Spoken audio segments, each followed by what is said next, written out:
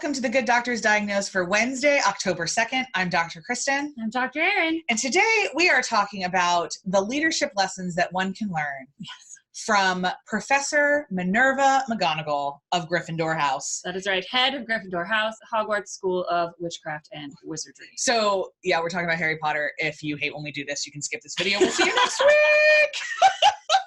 Sorry, not sorry. We have actually gotten requests for other Harry Potter characters. So specifically this one. So this is not just our perpetual nerddom. Evidently, others of you out there have joined us in our nerdiness. So welcome to our discussion of Minerva McGonagall. First of all, she's amazing. But specifically, the things that we can learn about her are that in several occasions, she is very good about both creating boundaries for her students, but also giving them agency. And I know that sounds really strange and may not seem like a really valuable leadership quality if you're working with adults. But I'm used to working with teenagers. I'm a firm believer in boundaries. And I also believe that all adults are teenagers. And the more I work with adults. And so the strongest truth that we can give in developmental psychology about working with teenagers is that they need sandboxes to play in and then freedom within that sandbox. And that is what she does. She very clearly defines, like, rules are not meant to be broken, except when they have to be. So she's not willy-nilly. She doesn't just like make things up as she goes along. She's not mean for the sake of being mean. She respects the structure. But then when Harry looks at her and says, I need this, and it goes against potentially a set of rules, she has built enough of a relationship with him to go, okay, you'll have it. I'll take care of it. Go do what you need to do, and I have your back. And a huge part of this freedom to explore with agency and also setting boundaries is building trust. Absolutely. And that's something we talk about a lot here at Abbey Research.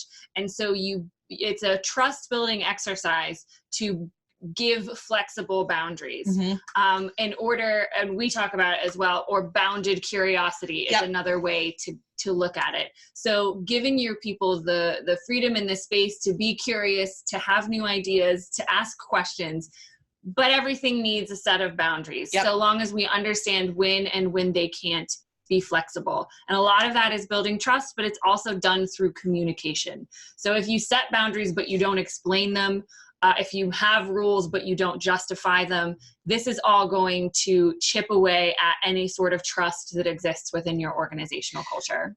Fundamentally, I think that every student at Hogwarts, besides the Slytherins, knows that McGonagall loves them. A little bit of shade for the Slytherins. And sorry if you're a Slytherin out there, but I'm not sorry. No. But McGonagall loves you too. Yes, she does, probably. Part of being a leader legitimately is caring about your people.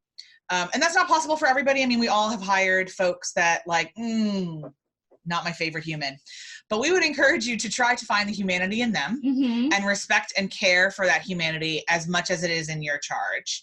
And I get the feeling like I have some headcanons where like McGonagall still gets owls from all of her old students that she like officiates their weddings and like kisses their babies. And, we all like, hopefully we've all been fortunate enough to have one of those teachers in our lives, whether in an official education capacity or in an unofficial one. But. And we have a couple among the good doctors we have about 3 that we talk about all the time amongst ourselves, that we would not be who we were without these 3 specific individuals who stepped in and gave us and taught us bounded curiosity.